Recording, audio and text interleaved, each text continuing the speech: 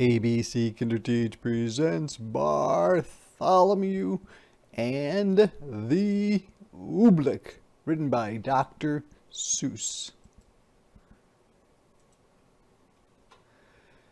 They still talk about it in the kingdom of Did, as the year the king got angry with the sky. And they still talk about the page boy, a young boy who worked for the king, Bartholomew Cubbins. If it hadn't been for Bartholomew Cubbins, the king and that sky would have wrecked that little kingdom. What did Bartholomew do to help save the kingdom? Bartholomew had seen the king get angry many times before, but that year when His Majesty, another name for a king, started growling at the sky, Bartholomew Cubbins just didn't know what to make of it. He didn't know what was going to happen. Yet all that year the old king did it. All year long he stared up at the air above his kingdom, muttering, complaining quietly, and sputtering, talking but finding it hard to get out the words, through his royal whiskers. Humph! The things that come down from my sky. All spring when the rain came down, he growled at that. All summer when the sunshine came down, he growled at that. All autumn or fall, when the fog came down, he growled at that. And that winter when the snow came down, he started shouting, "This snow, this fog, this sunshine, this rain, bah! These four things that come down from my sky." "But, King Derwin," Bartholomew tried to calm him, "you've always had these same four things come down." "Oh, that's just the trouble," bellowed the king, or yelled. "Every year the same four things. I'm mighty tired of those old things. I want something new to come down." "Something new come down?" Bartholomew gasped. "That's impossible, Your Majesty. You just can't have it." "Oh, boy, don't you dare tell me what I can and cannot have. Remember, Bartholomew, I am king." "I know, sire," said Bartholomew. "You rule all the land and you rule all the people, but even kings can't rule the sky." "Can't? Eh?" His Majesty flew into a terrible rage. "Oh, well, maybe other kings can't do it, but maybe I'm the one king who can. You mark my words, Bartholomew Cubbins. I will have something new come down." But how to get something new to come down, that was rather hard to think up, and for many days the old king stomped around trying to figure out some way to do it. Then finally, late one night when all the lords and ladies of the palace were fast asleep, and those are just the royalty that lives in the palace, just as the king was buttoning his royal nightshirt, he suddenly stopped still. A strange, wild delight began to shine in his gray-green eyes. "Oh, why, of course," he began laughing. "They can do it for me, Bartholomew Cubbins. Blow my secret whistle, quick! Call my royal magicians." "Your magicians, Your Majesty?" Bartholomew shivered. "Oh, no, Your Majesty, don't call them." "You hold your tongue, Bartholomew Cubbins. You do as I command you. Blow my secret whistle." "Yes, sire," Bartholomew bowed, "but, Your Majesty, I still think that you may be very sorry." He took the king's secret whistle from its secret hook. He blew a long, low blast down the king's back secret stairway, and a moment later he heard them coming up from the musty hole beneath the dungeon, up the empty midnight tunnel to the royal bedchamber, or the bedroom, tower, came the magicians on their padded, shuffling feet. Up and right into the room they came, chanting, "Shuffle, duffle, muzzle, muff, vista, wista, Mr. Guff. We are men of groans and howls, mystic men who eat boiled owls. Tell us what you wish, O king, our magic can do anything." "I wish," spoke the king, "to have you make something fall from my skies that no other kingdom has ever had before. What can you do? What will you make?" For a moment they stood thinking, blinking their creaky eyes. Then they spoke a word, one word. "Oobleck." "Oobleck?" asked the king. "What will it look like?" "Won't look like rain, won't look like snow, won't look like fog, that's all we know. We just can't tell you any more. We've never made Oobleck before." They bowed. They started toward the door. "We go now to our secret cave on Mystic Mountain Nicotave.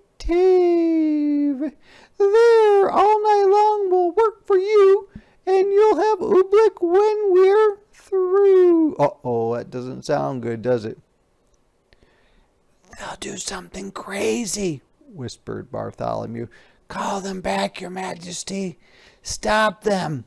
"Stop them? Oh, not for a ton of diamonds," chuckled the king, or a short laugh. "Why, I'll be the mightiest man that ever lived. Just think of it. Tomorrow I'm going to have Oobleck."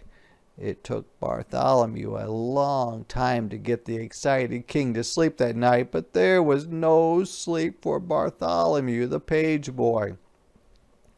All night long he stood in the king's window, staring out at the mystic mountain Nicotave. Somewhere up there Bartholomew knew the magicians were working their terrible magic. All night the magicians did. All night they walked circles around their magic fire, making magic, mumbling with their clucking tongues. "Oh, snow and rain are not enough. Oh, we must make some brand new stuff. So feed the fire with wet mouse hair. Burn an onion, burn a chair. Burn a whisker from your chin, and burn a long sour lizard skin. Burn yellow twigs and burn red rust, and burn a stocking full of dust. Make magic smoke green thick and hot. It sure smells dreadful, does it not? That means the smoke is now just right, so quick before the day gets light. Go, magic smoke, go high, go rise into the kingdom sky. Go make the Oobleck tumble down on every street in every town. Go make the wondrous Oobleck fall. Oh, bring down Oobleck on us all." Ooh, that does not sound good. Dawn was just breaking, which means the sun was beginning to appear, and Bartholomew was still standing, trembling, shaking, watching at the bedchamber window. But now, as the sun rose, Bartholomew smiled. Those silly magicians hadn't done a thing. Then, suddenly, Bartholomew Cubbins stopped, smiling. Was he seeing things? No. There was something strange up there in the sky. At first it seemed like a little greenish cloud, just a wisp or small amount of greenish steam, but now it was coming lower, closer, down toward the fields and farms and houses of the sleeping little kingdom. It was swirling around the topmost turrets of the palace. Tiny little greenish specks were shimmering in the air right over his head. Queer little greenish blobs just about the size of grape seeds. So they start out being really, really, really small. Let's see if they get bigger. He stretched out his hand. He started to catch one. Then he pulled his hand back. There was something frightening about those blobs. Bartholomew slammed the window shut. "Wake up, Your Majesty," he shouted. "Your oobleck, it's falling." The king sprang out of his royal bedsheets. "By my royal whiskers it is," he cried. "Oh, that beautiful oobleck, and it's mine, all mine." "I don't like the looks of those blobs, sire," said Bartholomew. "They're coming down now as big as greenish peanuts." So they were really small like grape seeds, and now they're getting to the size of peanuts, so they keep getting bigger. "The bigger the better," laughed the king. "Oh, what a day! I'm going to make it a holiday. I want every man, woman, and child in my kingdom to go out and dance in my glorious oobleck." "Out in that stuff?" asked Bartholomew. "Do you really think it's safe, sire?" "Stop asking foolish questions," snapped the king. "Boy, you run to my royal bell tower. Wake my royal bell ringer. Tell him to ring the great holiday bell." For a moment, Bartholomew Cubbins didn't move. "Run!" barked or yelled the king. Bartholomew ran. Across the sleeping palace, Bartholomew ran. Then up the ladder of the high bell tower, he climbed to the bell ringer's little cubbyhole in the belfry. And there he is. "Ring your bell," he called. "His Majesty the King proclaims," or tells everyone, "today a holiday." The old man crawled out of his cot. He grabbed the bell rope. "Oh, what's the holiday for, Bartholomew?" "You'll find out soon enough," said Bartholomew. The bell ringer yanked the rope. Nothing happened. He yanked it harder. Still nothing happened. "Hey, what's wrong with my bell?" he murmured. "I'd better take a look outside." He poked his head out through the little trap door. What's going to happen to him? "Merciful gracious," he gulped. "What is that all over my bell like greenish molasses?" And that's like thick syrup. "Not only your bell," Bartholomew cried. "Look at that poor robin down there in that tree. Right there. She's stuck to her nest. She can't move a wing. That oobleck's gooey. It's gummy. It's like glue." "Ooh," the bell ringer wrung his hands. "If that green stuff sticks up robins, it'll stick up people too." "Someone's got to warn the people," cried Bartholomew. "Got to wake 'em and warn 'em to stay inside their houses. I'll tell the royal trumpeter," he shouted. He turned and slid like lightning down the bell tower ladder. So now he's going to tell the trumpeter because the bell doesn't work. It's all globbed together. To the trumpeter's tower raced Bartholomew Cubbins, and on up the steps 4 stairs at a time. As he ran, he could hear the plop plop of the oobleck on the window panes. It was pelting, or raining hard, against the palace walls, as big as greenish cupcakes now. So it started out to be like grape seeds, and now it became peanuts, and now it is greenish cupcakes. It's getting bigger and bigger. He yanked the covers off the snoring trumpeter, the person who blows the trumpet. He shoved his cold trumpet right into his sleepy hands, and there's the trumpet. "Get up! Warn the people! Blow the alarm!" Alarm! Yawned the trumpeter. Then his eyes saw the oobleck. Those green things, Bartholomew, where'd they come from? The king? Panted Bartholomew. His royal magicians made them. The royal trumpeter leapt from his bed. That king of ours should be ashamed. He jabbed his trumpet out of the window. I'll blow, he shouted, the loudest alarm that's ever been heard in the kingdom of dead. But all the royal trumpeter blew was a glug. My horn, he gulped. One of those green things flew inside it. He tried to blow it out. He couldn't blow it out. He tried to shake it out. He couldn't shake it out. I'll get it somehow, he yelled. I'll pull it out. No, shouted Bartholomew. Don't you touch it. The trumpeter's hand was already in it. His fingers grabbed hold of the lump of oobleck. He could feel it squiggle around in his fist like a slippery potato dumpling made of rubber.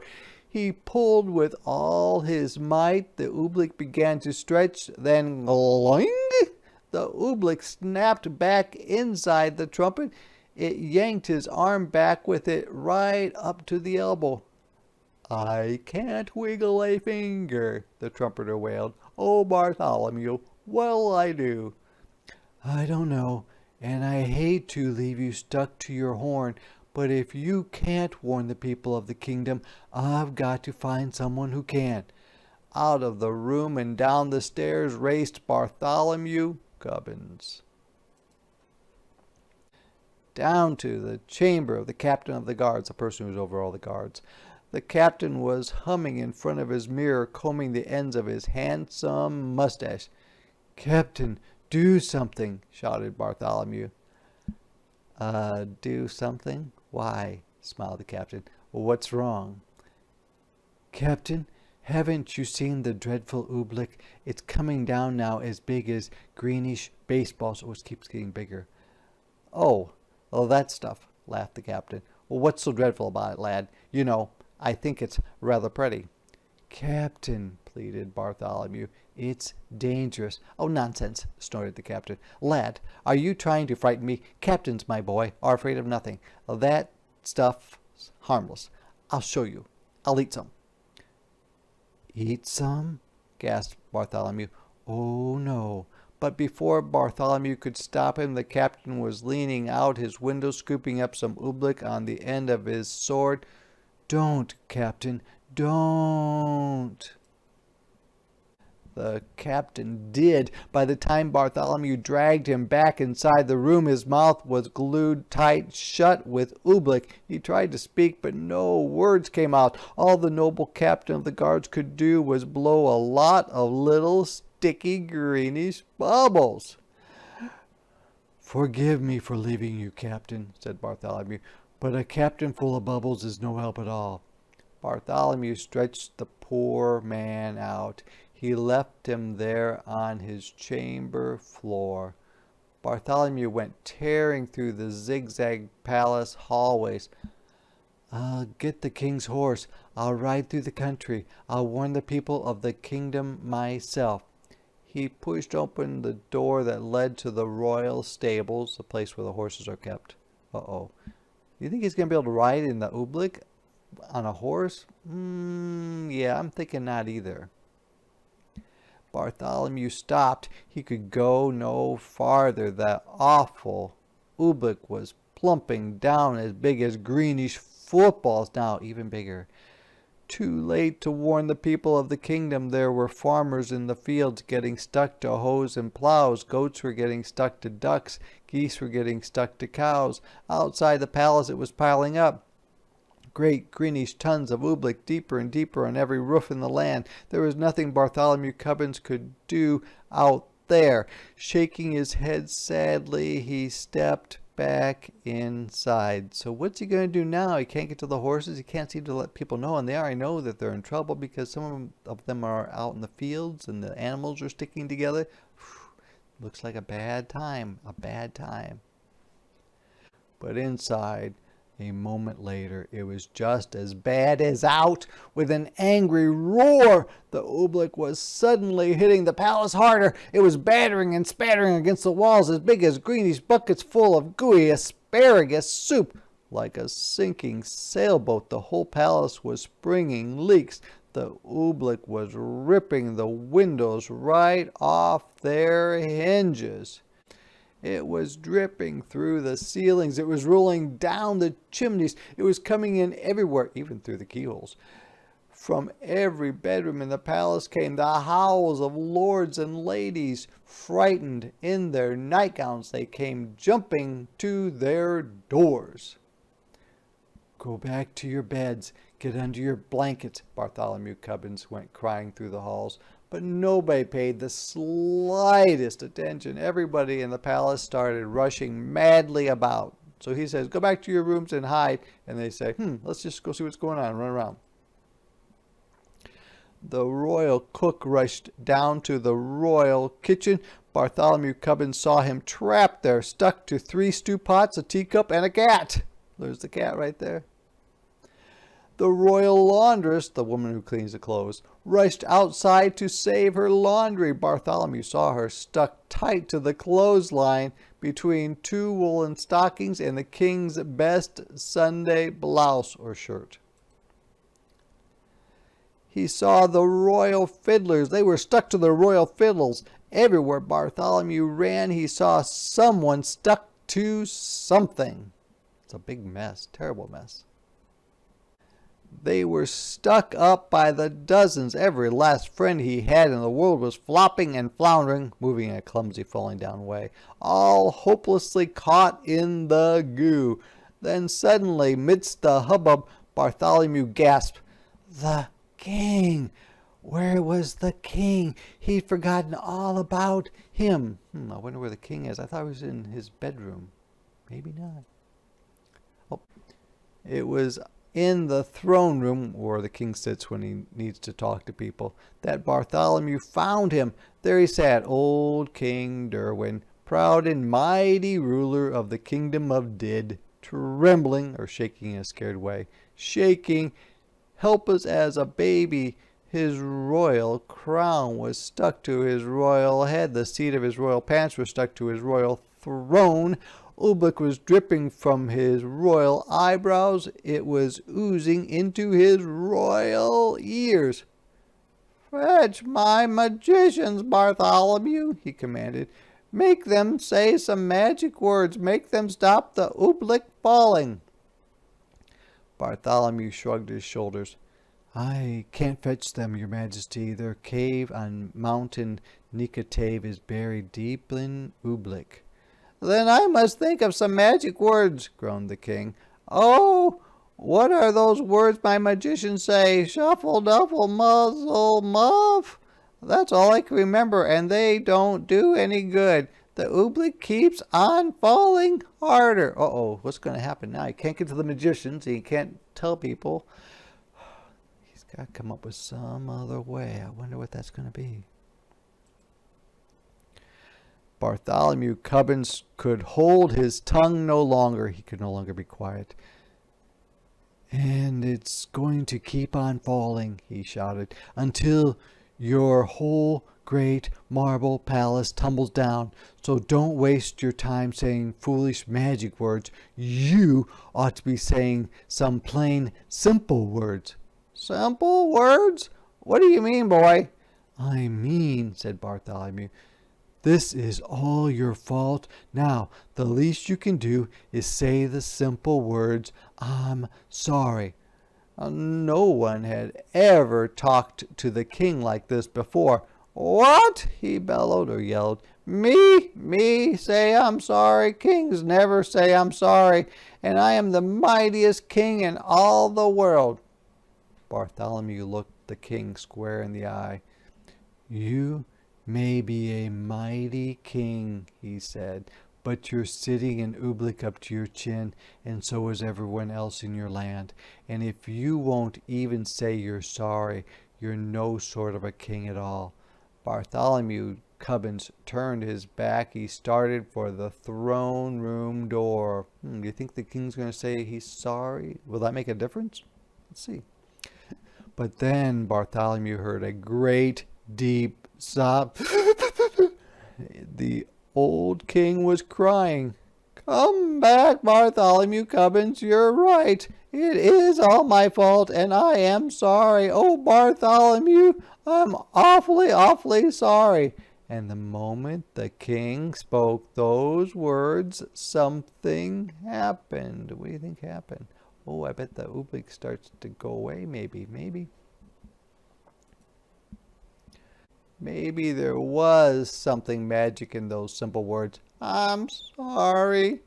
Maybe there was something magic in those simple words. "It's all my fault." Maybe there was and maybe there wasn't. But they say that as soon as the old king spoke them, the sun began to shine and fight its way through the storm.